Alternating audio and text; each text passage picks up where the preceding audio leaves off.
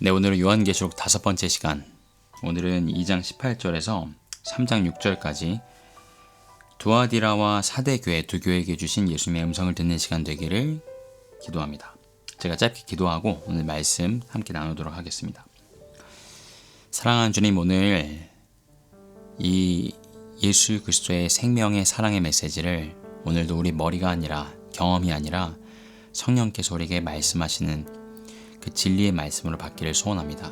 우리의 경험이나 지식이나 모든 것들 내려놓고 우리의 마음 열어주셔서 성령님께서 우리에게 주시고자 하는 그 말씀 그대로 듣고 깨닫고 우리가 그 말씀 붙들고 나갈 수 있도록 인도하여 주시옵소서.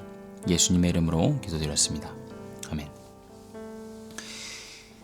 저희가 지난 시간까지 이제 세 교회를 살펴봤습니다. 에베소 교회, 또 서머나와 버가모 교회를 살펴봤는데요. 오늘 살펴볼 두아디라 교회까지 이 첫 네 교회는 단연코 지금 저희가 사는 2022년 21세기에 쉽게 찾아볼 수 없는 교회입니다. 아마 가장 근접한 교회들이 예수님을 믿기 위해서 목숨을 걸어야 하는 이란이나 북한이나 다들 지하교회죠. 가정교회이고 저희가 익숙한 서양에서 익숙한 그런 대형 교회들, 잘 시스템이 갖춰 있고 건물이 있고 아셋이라 그러죠. 교회가 자기만의 수많은 뱅크 어카운트가 있고요. 은행 계좌가 있고 또 여러 사역이 있고요. 눈에 보이는. 그런 게 나쁘다는 게 아니라 그런 게 아무것도 없는, 아무런 아셋이 없는, 그저 실제로 움직이는 존재하는 개개인의 성도 그리고 그들의 삶이 교회의 본질인 그런 교회들이 이 앞에 네 교회, 오늘 저희가 처음으로 살펴볼 두아디라 교회까지 해서요, 이 네 교회와 같다고 볼 수 있습니다. 그런데 이 네 교회 중에 단 한 교회만 책망을 받지 않습니다. 그게 서머나 교회였죠. 그리고 세 교회는 믿음의 행위, 그저 종교성이 아니라 정말 그들이 타협하지 않고 심지어 순교에 이르기까지 예수 그리스도를 믿는 믿음 가운데 그 믿음 때문에 삶에서 열매 맺게 된 행위가 있는 교회들, 그리고 수고가 있고 인내가 있고요. 정말 귀한 모습들이 있었던 이 교회들이었는데요. 다들 하나씩 책망을 받습니다. 에베소 교회는 정말 영광스러운 교회였지만 사랑이 식고 첫사랑을 잃어버리고 의무로서 이 믿음의 길을 가고 있었던 것에 대해서 책망하시는 음성이 있었죠. 또 버가모 교회는 어떤 책망이 있었죠. 이 사단의 위, 이 바벨론 종교의 본거지였던 이곳에서 안디바라는 충성된 증인이 있기도 했지만 그들 가운데 발람과 니골라당의 교훈을 지키는 자들이 있었죠. 타협한 주의 종들에 대한 경고의 말씀이 있었고요. 또 성도들 가운데도 이 거짓 복음 가운데 방종하는 자들에 대한 엄중한 경고가 있었던 그런 책망이 있었던 음성을 들었습니다. 유일하게 서머나 교회만, 이 교회만 이 환난과 궁핍 가운데 네가 진짜 부유한 자다, 네가 세상 가운데는 환난 속에 있고 가난과 궁핍 속에 있지만 네가 참된 부유함을 소유했구나. 하나님께서, 예수님께서 친히 격려하시며 다가올 환난을 예고하시며 두려워하지 않도록 죽도록 충성하라 격려하시는 음성을 주십니다. 죽음에 이르도록 나에 대하여 신실하고 나에 대한 사랑을 잃지 말아라 라는 뜻이었죠. 자, 오늘 살펴볼 두아디라 교회의 말씀을 먼저 보도록 하겠습니다. 2장 18절에서 28절 말씀인데요. 제가 읽어드리도록 하겠습니다.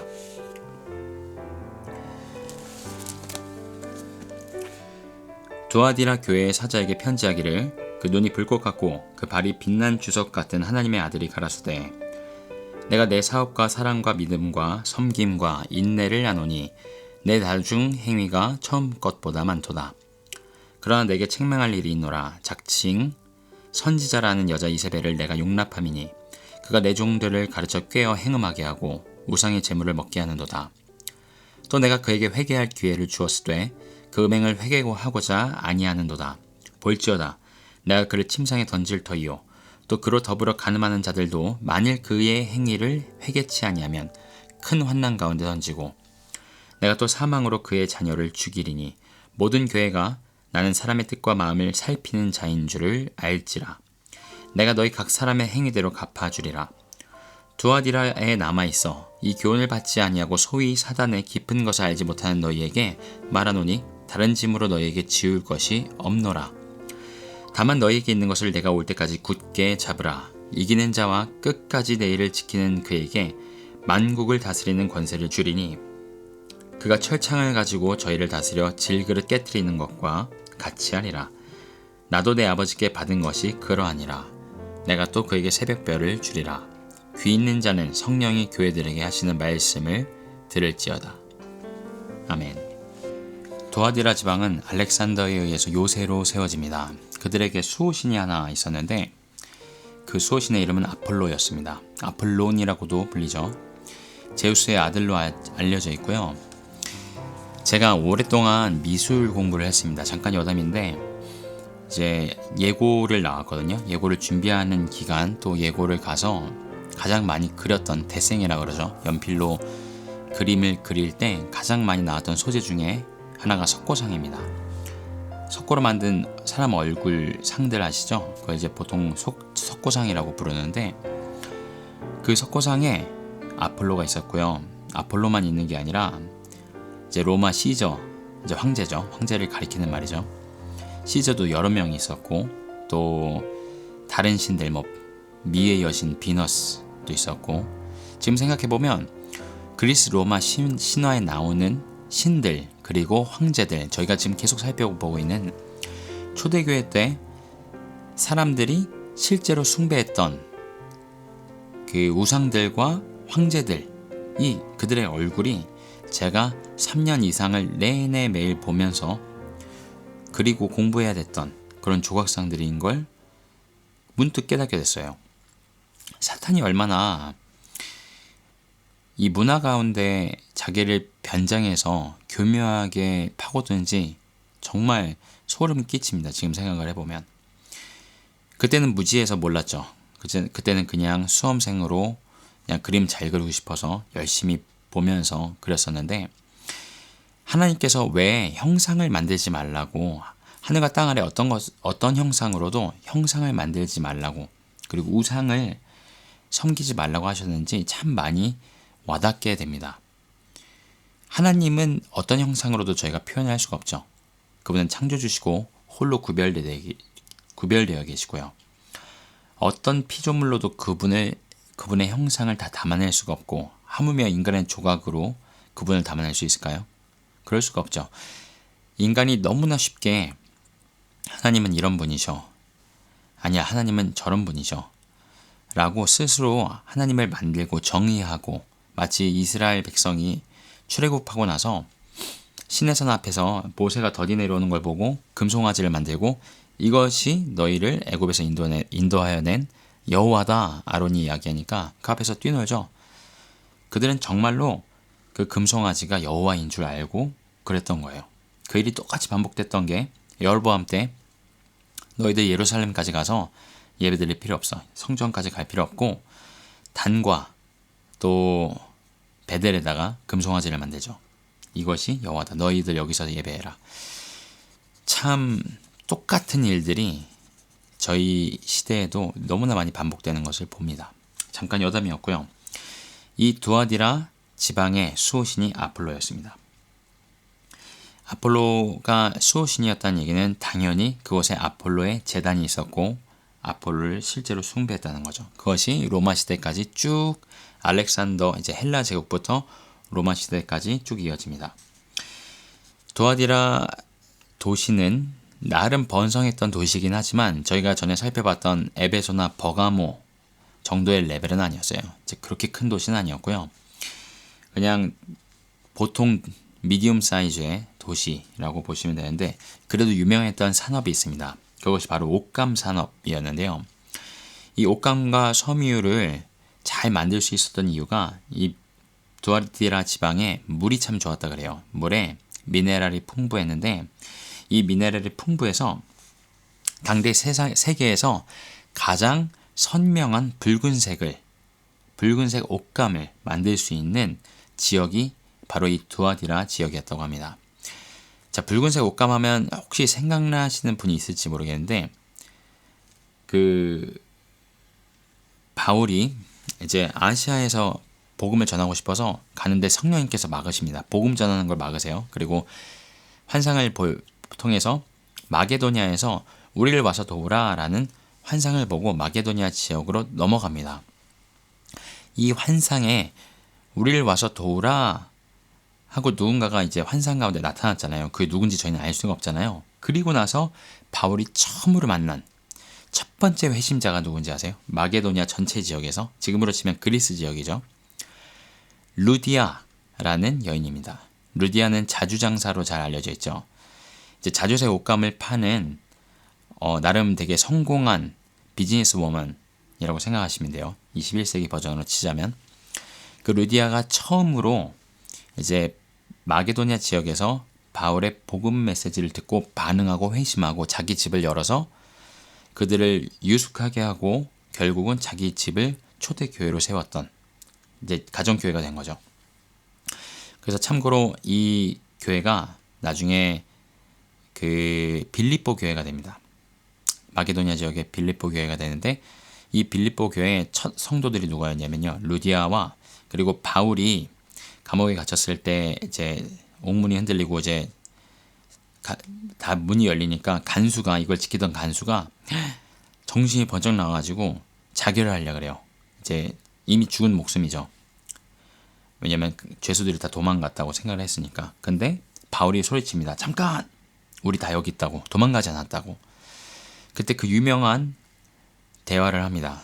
내가 어떻게 하면 구원을 받을 수 있겠습니까?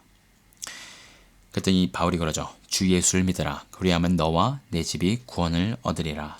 실제로 그 말씀이 이루어져서 이 간수는 가족들을 다 모아놓고 복음을 받고요. 이 간수와 간수의 가족이 루디아와 함께 빌립보 교회의 기둥이 됩니다. 그리고 나서 이제 빌립보 교회는 잘 성장을 하죠. 그 루디아가 이 두아디라 지방 출신입니다. 이해가 되시죠? 왜냐면 물이 좋았고 옷감 산업이 유명했고 붉은색, 자주색 그런 이제 아주 고급스럽고 비싼 그때 당시에 옷감을 생산할 수 있는 곳이 두아디라 지방이었기 때문입니다. 그리고 은과 동, 세공업이 굉장히 많이 발달했었다고 합니다. 당연히 그것과 함께 우상들을 만드는 산업들도 많이 발달했겠죠. 자, 오늘 말씀에 보면 예수님께서 변함없이 자신을 소개하시면서 오늘 본문이 시작이 됩니다. 2장 18절 말씀 보겠습니다. 두아디라 교회의 사자에게 편지하기를 그 눈이 불꽃 같고 그 발이 빛난 주석과 같은 하나님의 아들이 가라사대.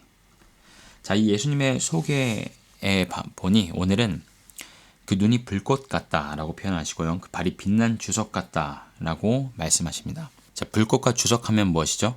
이들이 유명하게 하던 은, 동, 세공업에 쓰이던 재료입니다. 이제 은과 동을 녹여서 뭔가를 만드는 거죠. 망치로 치고 또 여러 가지 방법으로요. 예수님 그분 안에 불이 있었습니다. 그분의 눈은 불꽃같이 빛났고요. 그분의 발은 빛난 주석같이 정말 영광스럽게 빛나는 그분. 이 예수님의 형상과 이 말 못하고 움직일 수도 없는 그저 차가운 금속 덩어리인 우상과의 이 대조가 보이시나요? 예수님 그분은 그 불꽃 같은 눈동자로 모든 교회와 성도들을 바라보고 계시고 붙들고 계시고요. 또 성경에 보면 하나님은 소멸하는 불이시라 말씀하십니다. 무슨 뜻이죠? 모든 헛된 것, 부정한 것들을 태우시는 우리 여호와 하나님은 소멸하는 불 그 자체이십니다. 이 거룩한 불로 이 모든 우상들을 이 제단들을 태우실 수 있는 나는 진짜 참신이다 말씀하시는 것이겠죠. 자, 그리고 이렇게 자기를 소개하십니다. 하나님의 아들. 자, 아까 이 두아디라 지방에 수호신이 있다고 말씀드렸죠. 아폴로입니다. 아폴로는 제우스의 아들이었고요. 그래서 그의 닉네임은 하나님의 아들, 신의 아들이었습니다. 아폴로의 닉네임이었어요. 그게. 그리고 실제로 아폴로를 숭배했던 사람들이 그 아폴로를 신의 아들이라, 하나님의 아들이라 불렀습니다. 이렇게 아폴로가 스스로를 신의 아들이라 또 사람들이 그를 그렇게 숭배할 때에 예수 그리스도께서 참 하나님께서 또 유일하신 하나님의 아들이신 그분께서 친히 말씀하십니다.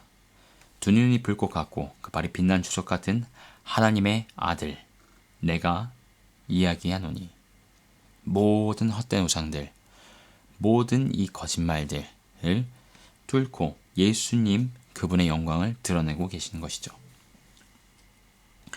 19절입니다. 내가 내 사업과 사랑과 믿음과 섬김과 인내를 하노니 내 나중 행위가 처음 것보다 많도다.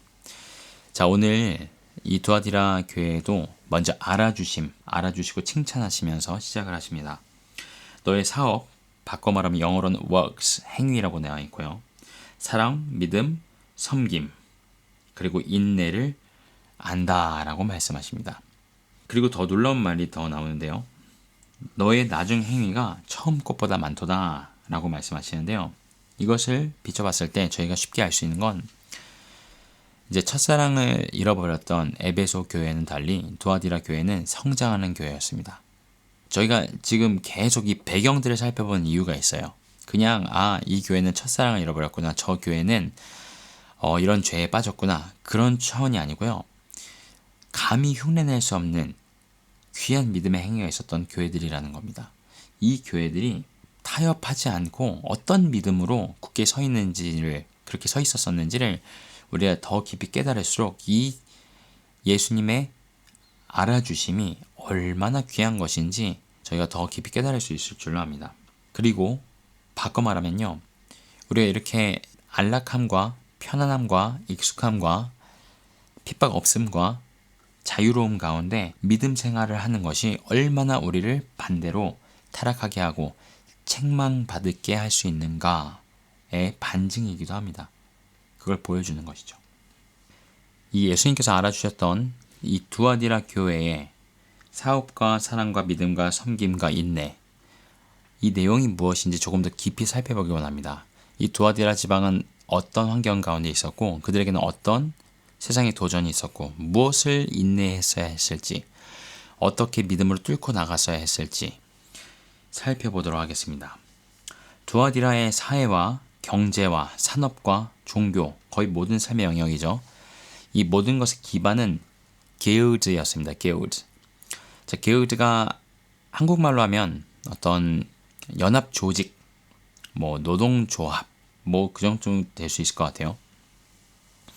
이 연합 조직과 같은 의미로 저희가 이제 이해할 수는 있지만 그때 당시는 그저 비슷한 관심사와 같은 목적을 가진 사람들의 연합 조직 이상의 훨씬 큰 의미가 있었습니다. 바꿔 말하면요, 게을드는 이 사회 모든 영역에 그들의 종교와 경제와 산업과 그런 소셜 라이프의 중심이 바로 길드였습니다.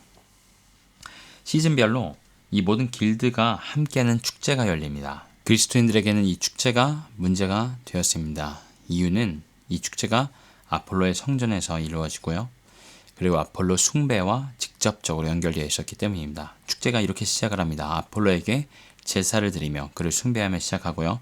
제사가 마쳐진 이후에는 다른 모든 패턴에서 동일하게 드러나는 것처럼 먹고 마시고 방탕함과 음란함으로 열매를 맺습니다. 그러니 그리스도인들로서는 그 축제를 참여할 수가 없는 것이죠.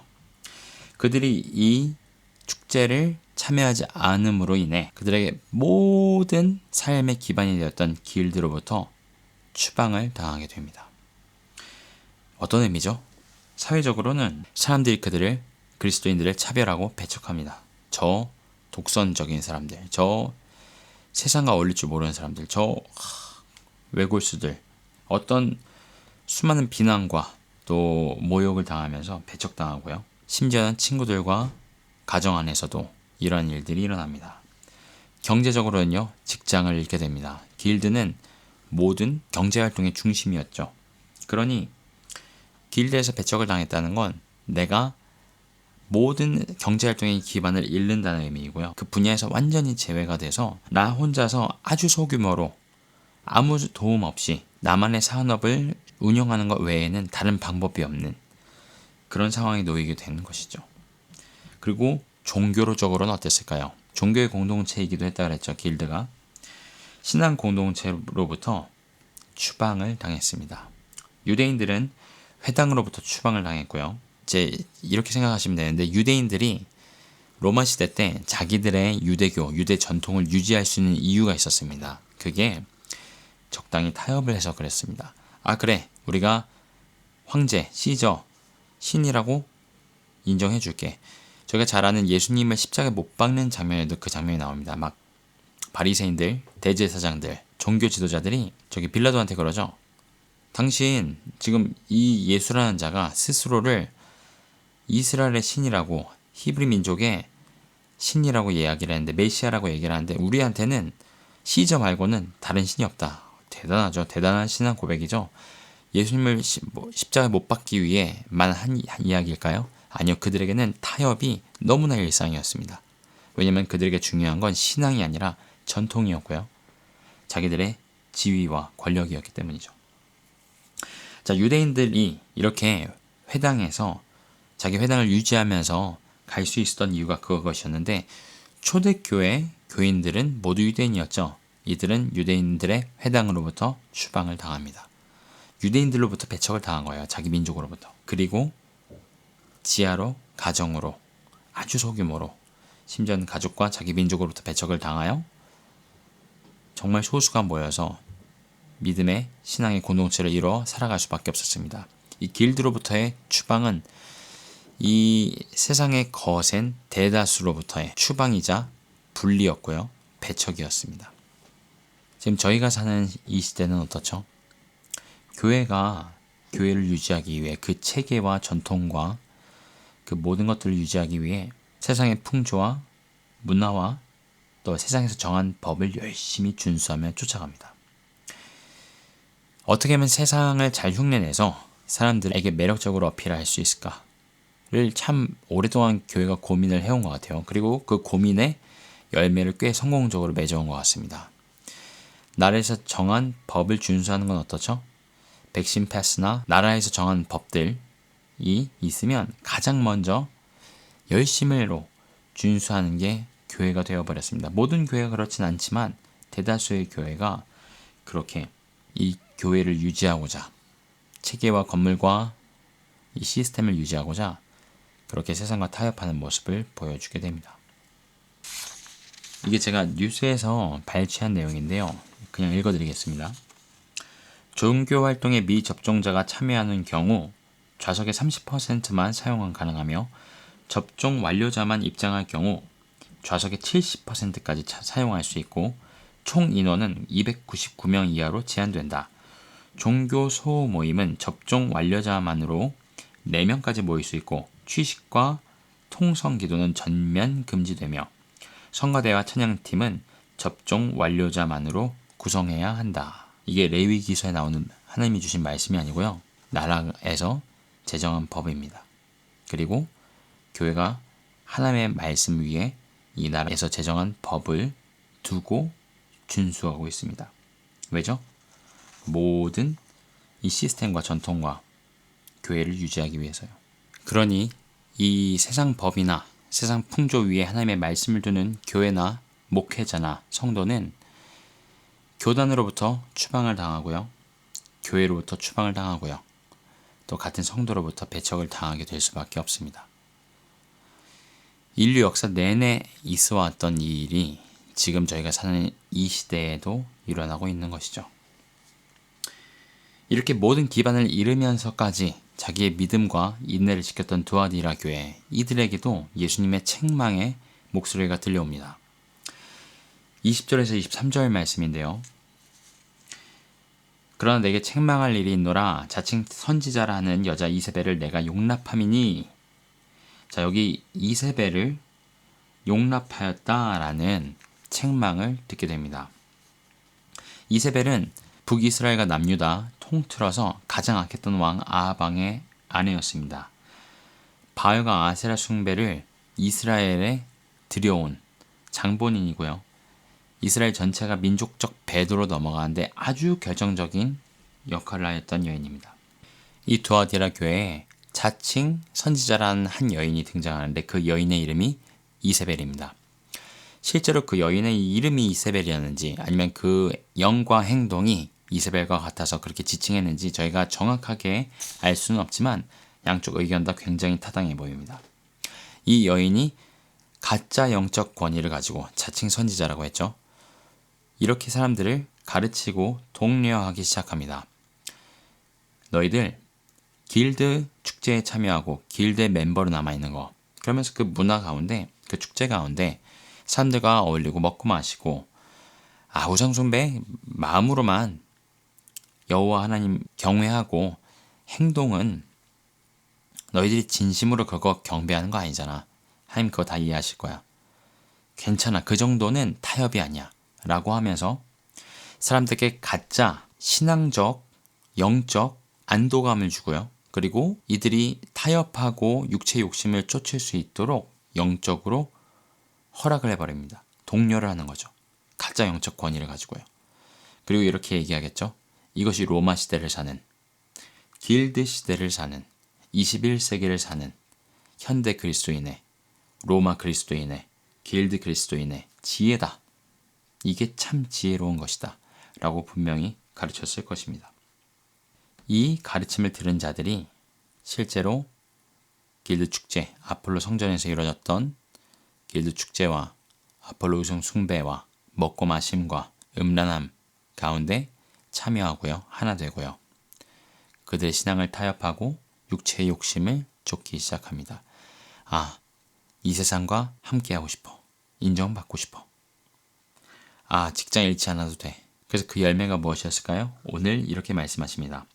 그가 내 종들을 가르쳐 꿰어 행음하게 하고 우상의 재물을 먹게 하는도다. 너무 자명하죠. 음란으로 이어지고요. 우상 숭배로 이어집니다. 이러한 두아디라 교회에게 예수님께서 책망하신 이유는 이 거짓 선지자 이세벨을 용납하였다라는 겁니다. 두아디라 교회 교인 전체가 이런 행음함과 우상 숭배에 빠지지는 않았을 거예요.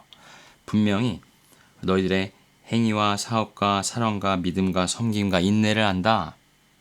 그것이 처음보다 나중에 더 크다.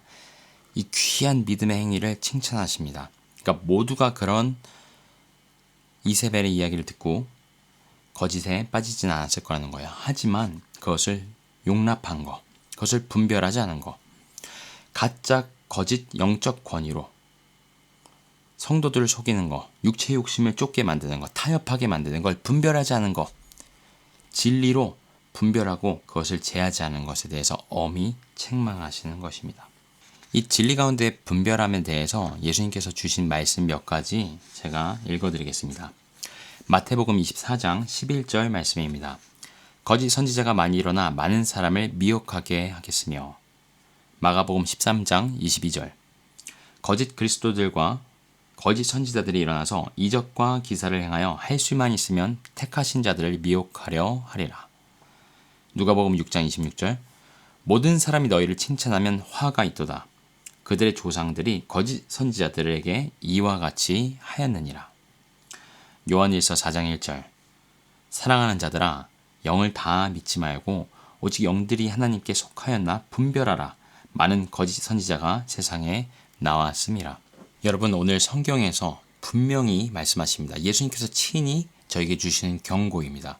강단에서 선포하는 말씀이라고, 다른 많은 그리스도인들이 믿는 이야기라고, 많은 사람들이 그렇게 따르는 풍조라고 분별하지 않고 그대로 세상과 하나 되고 타협하고 육체의 욕심을 쫓게 만드는 메시지들을 받아들인다면 저희를 엄히 책망하시고요. 그 열매를 저희가 스스로 먹고 맺게 될 겁니다. 반면에 오늘 24절에 예수님께서 이렇게 말씀하십니다. 두아디라에 남아있어 이 교훈을 받지 아니하고 소위 사단의 깊은 것을 알지 못하는 너희에게 말하노니 다른 짐으로 너희에게 지울 것이 없노라. 네, 이렇게 이세벨이 사람들을 꿰어 행음케 하고 우상숭배하였지만, 용납도 하였지만 그 중에 누군가는 그게 잘못됐다고 목소리를 냈던 것 같아요. 당연히 그 말을 듣지도 않았겠죠. 그들은 이 교훈을 받지 않았고요. 그들은 소위 사단의 깊은 것을 알지 못하는 하나님께서 악한 것은 모양이라도 버리라고 하셨죠. 악한데 미련하라고 하셨죠. 이 이세벨이 아폴로 우상 숭배 가운데 있었던 그 깊은 어둡고 악한 사탄의 깊은 것을 사람들에게 막 풀면서 그것을 거짓 영적 권위로 거룩하게 포장해서 사람들을 속일 때에 이들은 그것을 알지 못했다는 거예요. 온전한 진리 가운데 서 있었던 것이죠. 그들에게 이렇게 말씀하십니다. 내가 다른 짐으로 너에게 지울 것이 없노라. 하나님은 정말 공정하시고 정확하십니다. 그리고 이렇게 말씀하시죠. 내가 너희 행한 대로 갚아주리라. 보응하리라. 이 예수 그리스도의 갚아주심은 오늘 두 가지 상반된 모습으로 결론을 맺습니다. 먼저 거짓 선지자 이세벨의 가르침대로 행음하고 우상 숭배한 자들, 또 그를 용납한 무리들, 만약에 회개치 아니하면 뭐라고 말씀하시죠? 내가 그를 침상에 던지쳐요. 또 그로 더불어 가늠하는 자들도 큰 환난 가운데 던지고 사망으로 그의 자녀들을 죽이고 모든 교회가 나는 사람의 뜻과 마음을 살피는 자인 줄 알지라. 네, 심판하신다는 말씀입니다. 반면에 이 교훈을 받지 않고 소위 사단의 깊은 것을 알지 못하는 너희들, 이들에게는 이렇게 갚아주시겠다고 말씀하십니다. 너희에게 있는 것을 내가 올 때까지 굳게 잡으라. 이기는 자와 끝까지 내 일을 지키는 그에게 만국을 다스리는 권세를 주리니 그가 철창을 가지고 저희를 다스려 질그릇 깨트리는 것과 같이 하리라. 나도 내 아버지께 받은 것이 그러하니라. 그리고 내가 또 그에게 새벽별을 주리라. 두 가지를 약속하십니다. 만국을 다스리는 권세를 주겠다. 생각해보세요. 두아디라 교회에 믿음을 지킨 자들은 이 세상으로부터 모든 권세를 박탈당했습니다. 경제적인 권세, 문화적인 권세, 종교적인 권세, 사람들과의 관계, 모든 권리와 모든 권세들, 모든 좋은 것들을 박탈당합니다. 배척당하고요, 쫓겨남을 당합니다. 그들에게 예수님께서 말씀하십니다. 너희가 이 땅에서는 쫓겨남을 당했지만, 너희가 이 땅에서는 너희의 권리들을 잃어버렸지만, 내가 내 나라에서는 너희에게 나의 권세, 아버지께로부터 받은 나의 권세를 너희에게 주겠다. 내가 아버지께 받았으니 내 마음대로 너희에게 주겠다 라고 말씀하시는 것입니다. 그리고 두 번째, 새벽별을 너희에게 주리라. 이 새벽별은 바로 예수 그리스도이십니다. 그분 자체를 우리에게 주시겠다는, 두아디라 교회에게 또 끝까지 믿음을 지키는 자들에게 주시겠다라는 약속이 있는 것이죠. 그것이 예수 그리스도의 보응하심, 갚아주심입니다. 자, 두 번째로 저희 사대교회를 살펴보겠습니다. 사대교회는 3장 1절에서 6절 말씀으로 살펴볼 텐데요. 제가 읽어드리겠습니다. 사대교회의 사자에게 편지하기를 하나님의 7영과 7별을 가진 이가 가라사대 내가 내 행위를 아노니 내가 살았다는 이름은 가졌으나 죽은 자로다. 너는 일깨워 그 남은 바 죽게 된 것을 굳게 하라. 내 하나님 앞에 내 행위에 온전한 것을 찾지 못하였노니 그러므로 네가 어떻게 받았으며 어떻게 들었는지 생각하고 지켜 회개하라. 만일 깨지 아니하면 내가 도적같이 이르리니 어느 시에 내게 임할는지 내가 알지 못하리라. 그러나 사대에 그 옷을 더럽히지 아니한 자 몇 명이 내게 있어 흰옷을 입고 나와 함께 다니리니 그들은 합당한 자인 연고라. 이기는 자는 이와 같이 흰옷을 입을 것이요 내가 그 이름을 생명책에서 반드시 흐리지 아니하고 그 이름을 내 아버지 앞과 그 천사들 앞에서 시인하리라. 귀 있는 자는 성령이 교회들에게 하시는 말씀을 들을지어다. 아멘. 사대교회는 현대교회의 모습과 가장 많이 닮은 교회 중에 하나입니다. 저희가 많은 부분에서 공감하고 예수께서 주시는 책망의 말씀을 우리 스스로에게 적용할 수 있는 교회이기도 하고요. 먼저 배경부터 살펴보도록 하겠습니다. 사대는 고대 국가였던 리디아 왕국의 수도였고요. BC 546년 페르시아의 고레스 왕에 의해 한 번 정복됩니다. 그 후 BC 340년 헬라의 안티오쿠스에 의해서 또 한 번 정복이 되고요. 그 후에 버가모 왕국과 로마 왕국으로 편입이 됩니다. 사대는 난공불락의 도시로 유명했습니다. 강과 산 사이의 산기슭에 자리 잡고 있는 지정학적 위치 때문에 이 도시는 굉장히 정복하기가 어려웠고요. 나중에 이 두 번의 정복당한 역사에 대해서 살펴보겠지만 페르시아와 헬라가 이 사대를 정복한 이야기가 오늘 예수님께서 그들에게 주신 책망과 또한 관련이 있습니다. 그리고 사대는 황금의 도시라는 별명을 가졌습니다. 이 고대 국가 리디아는 세계에서 처음으로 금화를 만들어서 보급했던 나라인데요. 그때 이제 황금의 도시라는 별명을 얻었고요. 리디아의 마지막 왕이었던 크로이소스는 지금도 서양에서는요, 크로이소스만한 부자는 없어 관용어구로 쓸 때 사용되는 이름이고요. 또 마이다스의 손이라고 들어보셨죠? 되는 것마다 황금으로 변했던 그런 이제 그리스 로마 신화에 나오는 그 마이다스의 신화의 배경이 되는 것도 이 사대입니다.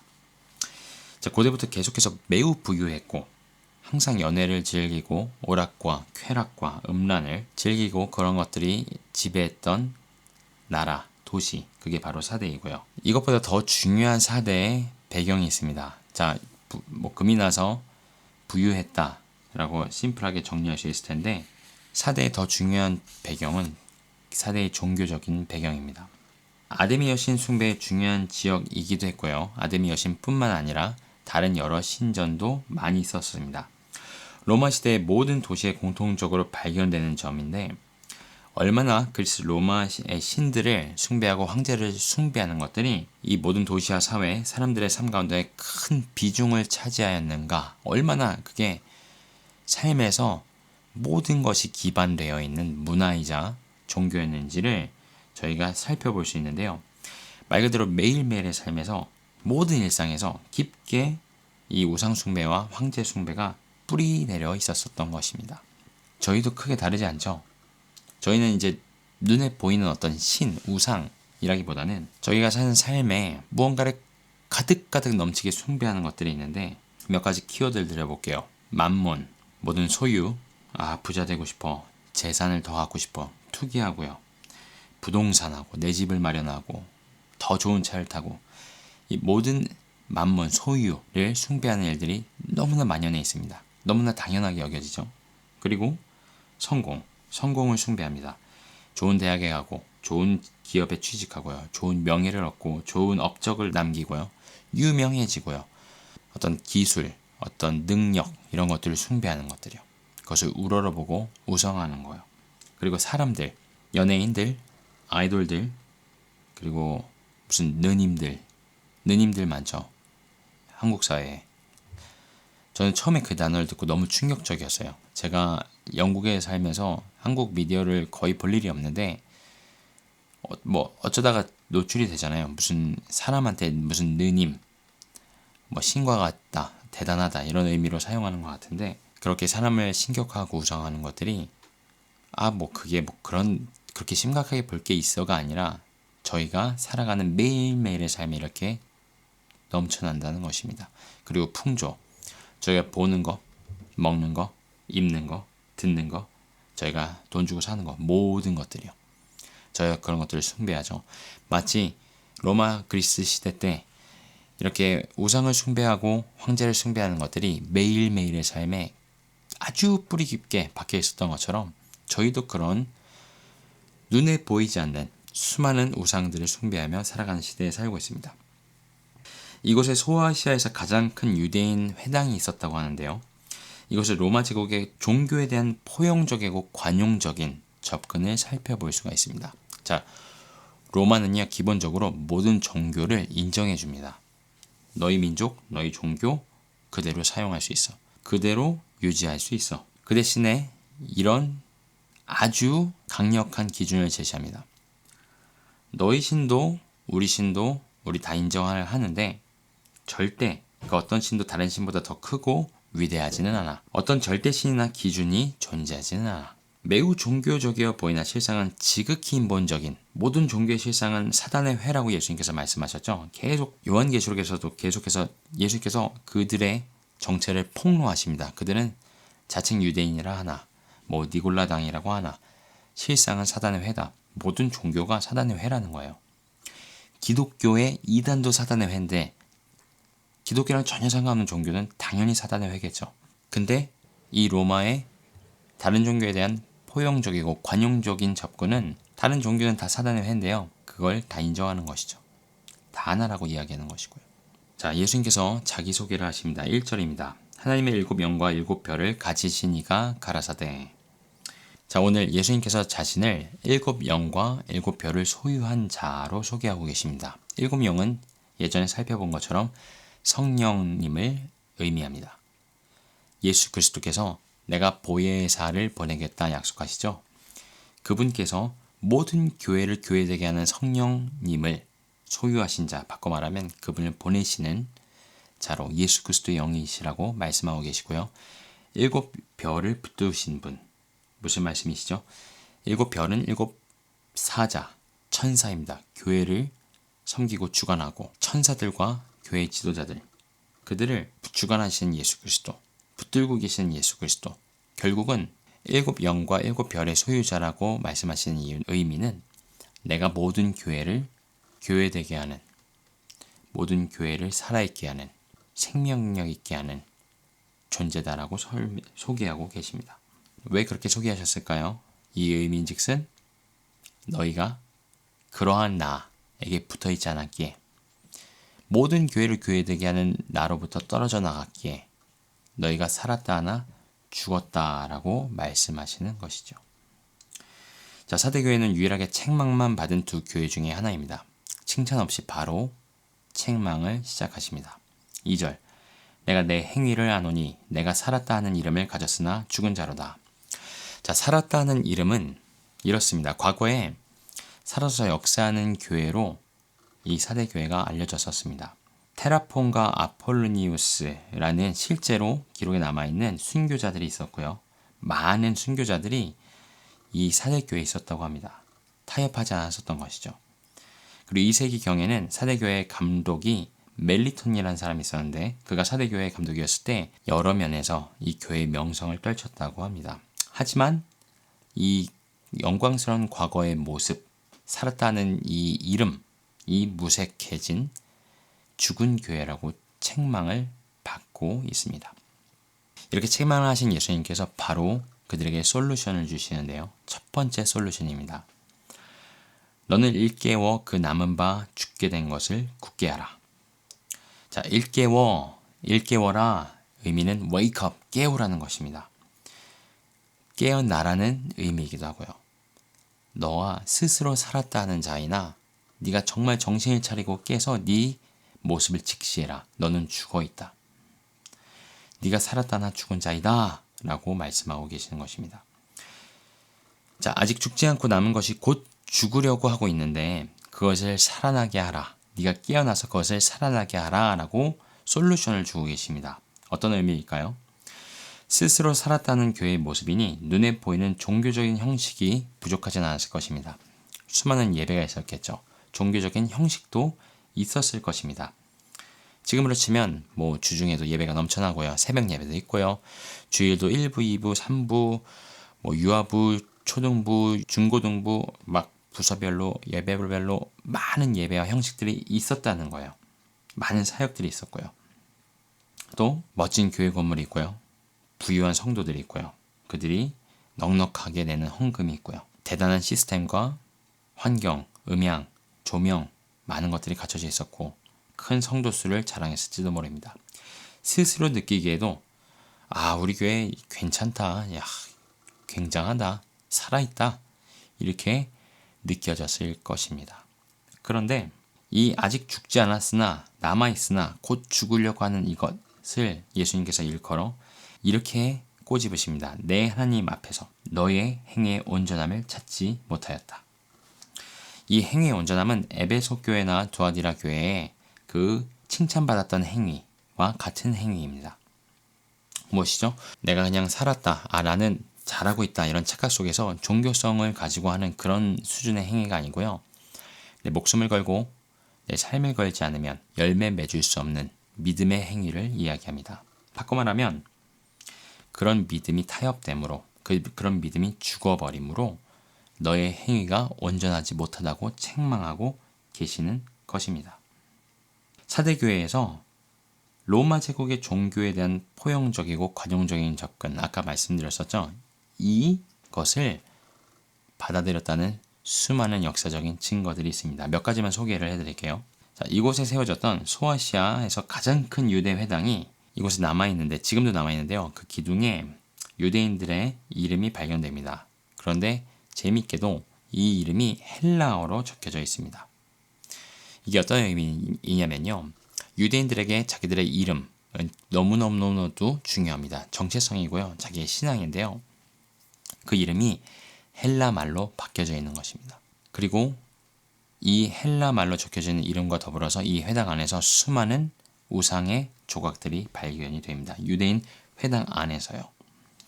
자, 이 유대인 회당은 어디에 위치했었냐면요. 엄청나게 큰 고대 경기장, 올림픽 같은 경기를 했던 그 경기장 바로 옆에 유대 회당이 지어져 있는데, 고대 올림픽, 고대 경기는요, 선수들이 알몸으로 경기를 했다고 해요. 그들이 그럴 만큼 육체의 아름다움, 그 욕심을 추구했던 것이죠. 여러분 상상을 해보세요. 회당에서 예배를 드리는데 바로 옆에 알몸으로 경기하는 모습이 보이는 곳, 그곳에다가 유대 회당을 지어놨던 것입니다. 그리고 이 회당이 로마 카톨릭의 국교로 기독교가 제정된 이후에는요, 이 유대인 회당이 교회가 됐다는 기록도 남아 있습니다. 그러니까 로마 카톨릭으로부터 배척을 당한 건가요? 아니죠. 환영을 받은 것이죠. 자, 마켓플레이스에는 한 상점에 기독교 상징인 십자가 걸렸고요. 바로 옆에 유대 상점에 유대인의 상징인 다윗의 별이 그대로 남아있는 흔적이 있습니다. 이것이 무엇을 의미하냐면요. 로마 시대 그 어떤 도시에도 그리스도인으로서 공개적으로 경제활동을 하는 흔적이 없습니다. 어떤 도시에도 없고요. 오직 이 4대 도시에서만 발견이 된다고 해요. 그게 그만큼 용납이 됐고 받아들여졌다는 것이죠. 자, 이런 많은 증거들이 선명하게 보여주는 진실이 있습니다. 그것은 사대교회가 세상 종교 시스템으로 들어가서 서로의 신을 인정하며, 그런 의미라고 아까 말씀드렸죠. 그 가운데서 관용과 연합의 이름으로 타협을 하고 하나가 되었다는 것입니다. 신앙을 지키기 위해 목숨을 걸고 삶의 영역에서 포기, 고난, 그리고 심지어는 죽음, 차별, 핍박, 궁핍, 이런 것을 견디는 것이 아니라 세상의 인정과 부와 풍요를 선택하는 것입니다. 그 결과 예수 그리스도만을 믿는 믿음과 그 열매로서의 행함, 그 믿음이 있으면 자연스럽게 맺어지는 그 온전한 행함이 예수님께서 말씀하시죠. 도무지 찾을 수가 없다. 너희의 행함의 온전함을 찾을 수가 없다. 죽어버리게 되었다. 참 조금 남아있는데 곧 다 죽을 것 같다. 라고 신랄하게 책망하고 계십니다. 스스로 생명의 주가 되시는 그리스도 예수를 떠났으니 죽게 된 것이 당연한 것이죠. 얼마나 지금 저희 세대에 이런 모습이 가득합니까? 제가 서두에 말씀드렸죠. 이 4대 교회가 현대교회와 가장 닮은 꼴 교회 중에 하나라고요. 수많은 종교의 모습이 가득하다 못해 넘쳐나는 저희 현대교회들. 하지만 그 안에 세상 종교 시스템과 타협하고 이 세상의 번영, 풍요를 쫓는 현대교회와 교인들의 모습이 너무나도 동일합니다. 저에게도 그런 모습이 너무나도 많았고요. 그 모습을 보시고 너의 행위의 온전함을, 바꿔 말하면 내 믿음의 온전함, 내 믿음에 살아있음을 내가 찾지 못하였다. 행함으로 구원을 받는 것은 아닙니다. 믿음이 죽어버리니 온전한 행함이 있을 수가 없다는 거죠. 믿음으로 구원을 받는데 믿음이 죽어버렸다면 구원을 받을 수가 없다는 말씀이십니다. 자, 두 번째 솔루션을 주십니다. 그러므로 너가 그것을 깨달았다면 네가 어떻게 받았으며 어떻게 들었는지 생각하고 지키어 회개하라. 생각하고 지키어 회개하라의 생각하고는 영어 단어로 remember, 기억하라 라는 단어로 사용되어 있습니다. 자, 무엇을 기억하라고 말씀하시죠? 네가 어떻게 받았는지를 기억하라고 말씀하십니다. 자, 예수님의 스테이트먼트, 예수님께서 말씀하신 게 이러셨죠? 내가 곧 길이요, 진리요, 생명이니. 그분은 자신 외의 모든 다른 길은, 자, 이 땅에서의 표현으로 얘기하면요, 이 땅의 모든 다른 종교는요, 구원에 이르는 길이라고 이야기하는 다른 모든 것들은 틀렸다고 분명하게 말씀하고 계십니다. 생명이 없다고 말씀하고 계셔요. 바로 이 메시지, 오직 예수, 다른 길이 없다는 거, 타협도 없다는 거, 오직 그리스도 예수만이 길이요 진리요 생명이신 것, 그것을 처음 온전히 믿음으로 받고 삶으로 고백했던, 그렇게 열매를 맺었던 그 어떻게 받았는지를 기억하라고 말씀하고 계십니다. 어떻게 들었는지 또한 기억하라고 말씀하시는데요. 어떻게 들었을까요? 저희가 처음 구원을 받을 때 동일한 반응이 있습니다. 내가 얼마나 죄인인지가 깨달아져서 너무나 간절함으로, 회개함으로, 갈급함 가운데 막 그 터질 것 같은 이 은혜에 감격하여 이 받을 자격 없는 자가 이 온전하신 창조주의 하나님의 사랑을 받아 은혜 받은 자의 심정으로, 용서받은 자의 심정으로, 전심으로 들었던, 어떻게 들었는지 그 마음을, 그 어떻게 들었음을 기억하라 말씀하고 계신 것입니다. 그리고 지키어 회개하라. 자, 지키라고 먼저 말씀하시는데요. 처음 듣고 받았던 그 온전한 복음, 오직 예수 그리스도, 그 온전한 복음을 지키라고 말씀하십니다. 영어 단어 hold fast, 온전히 지켜 방어하고 붙들라는 말씀이십니다. 우리는 매일 매순간 우리가 받은 복음을 지켜내어야 합니다. 예수만이 길이 아니라 이 세상의 수많은 사상과 종교, 지식과 이 세상 초등학문들이 예수만이 길이 아니야.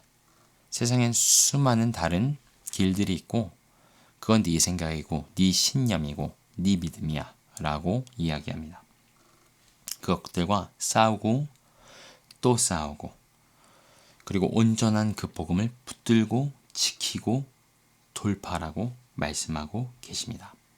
고린도후서 10장 4절 5절에서 이렇게 말씀하십니다. 우리의 싸우는 병기는 육체에 속한 것이 아니요 오직 하나님 앞에서 견고한 진을 파하는 강력이라. 모든 이론을 파하며 하나님 아는 것을 대적하여 높아진 것을 다 파하고 모든 생각을 사로잡아 그리스도에게 복종케 하니. 아멘. 이 모든 하나님을 대적하여 높아진 이론과 초등학문과 사상들을 사로잡아서 복종시키는 것, 그래서 복음을 지켜내는 것, 돌파하는 것, 믿음으로, 그걸 명하고 계십니다. 마지막 솔루션, 회개하라. 복음을 들은 모든 사람의 동일한 반응이 회개라고 저희 모두 알고 있습니다.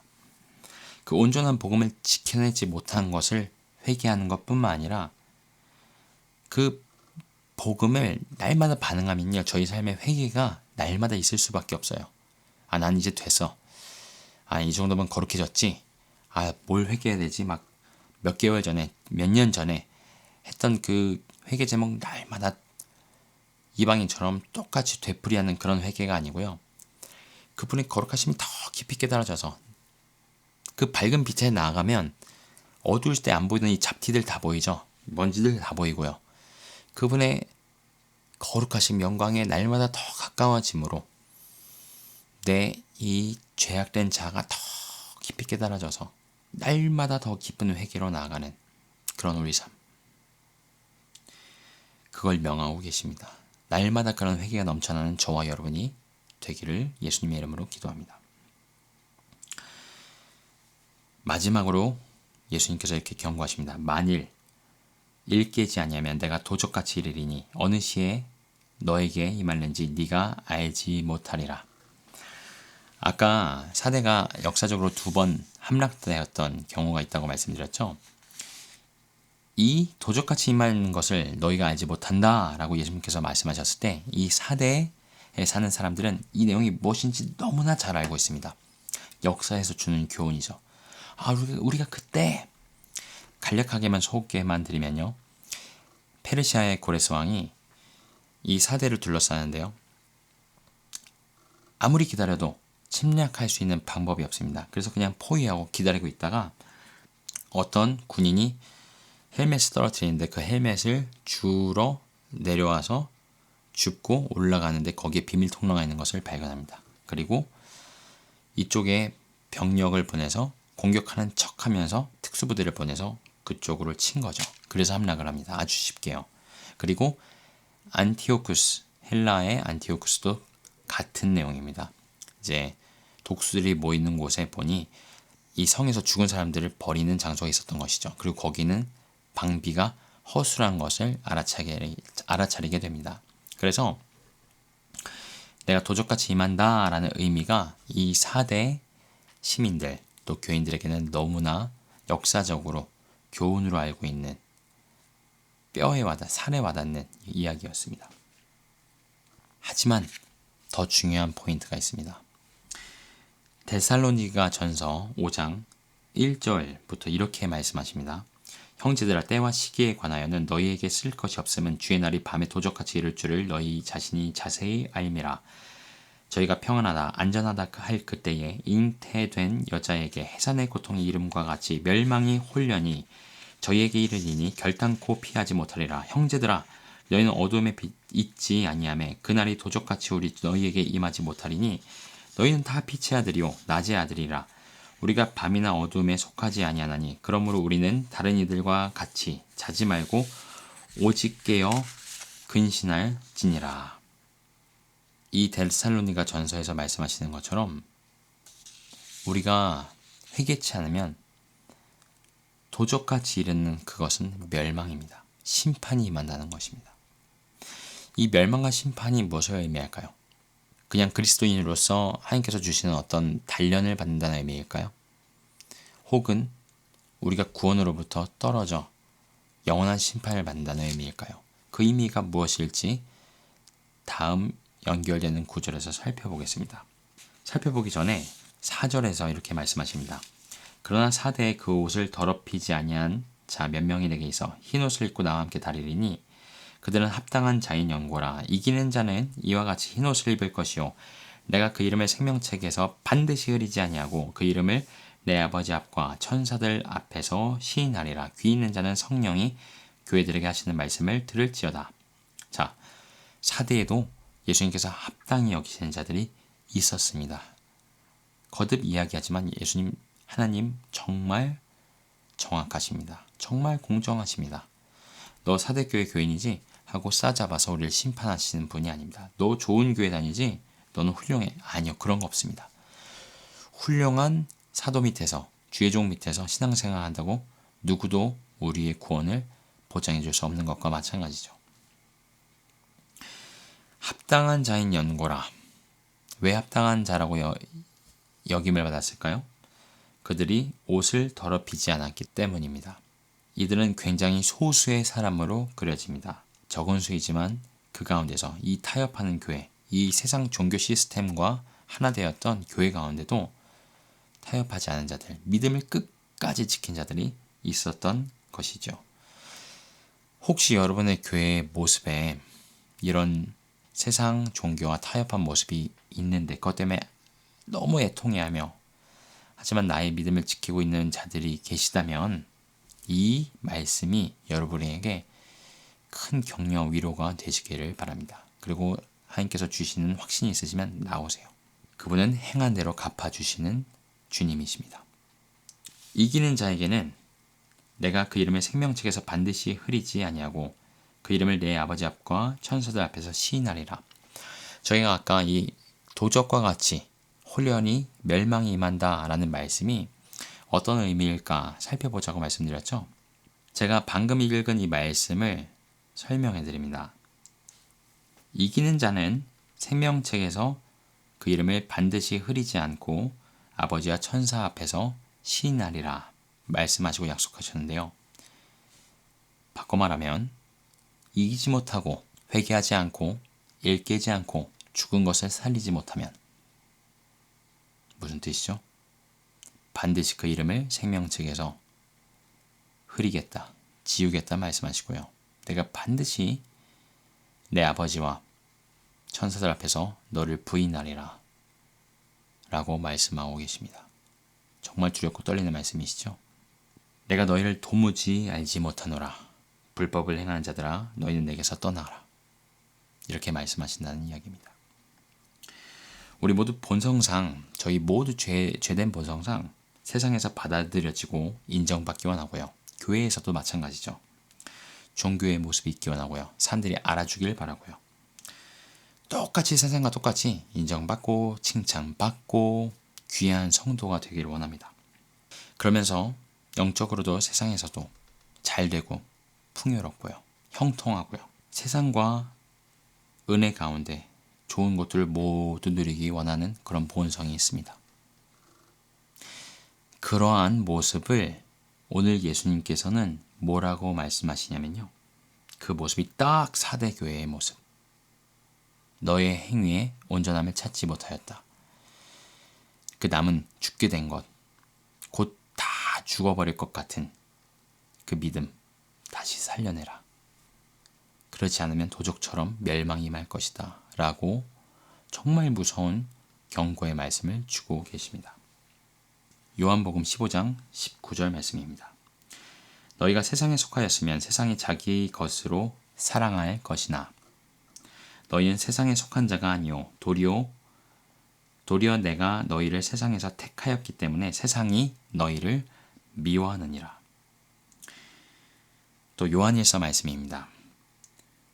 이 세상이나 세상에 있는 것들을 사랑치 말라. 누구든지 세상을 사랑하면 아버지의 사랑이 그 속에 있지 아니하니 이는 세상에 있는 모든 것이 육신의 정욕과 안목의 정욕과 이상의 자랑이니 다 아버지께로 쫓아온 것이 아니요 세상으로 쫓아온 것이라.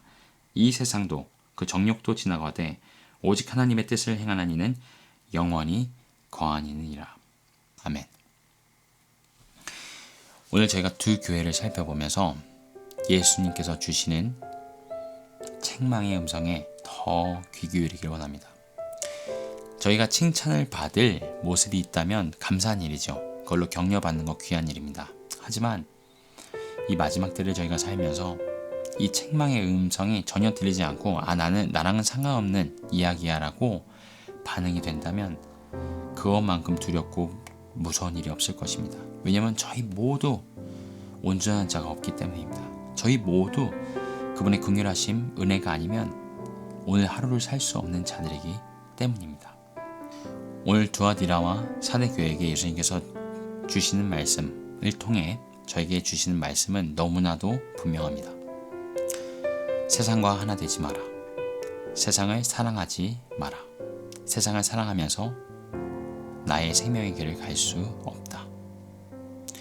말이 아니라 겉으로 보여진 형식이 아니라 종교적인 모양이 아니라 너희의 행위의 온전함, 바꿔 말하면요, 너의 살아있는 믿음, 그것을 찾지 못하면 멸망이 도적처럼 임할 것이다. 경고하고 계십니다. 사랑으로요. 예수님께서 사대교회를 버리셨으면요, 이 편지를 보내시지 않으셨을 거예요. 절대로요. 그냥 심판하셨겠죠. 소돔과 고모라처럼요.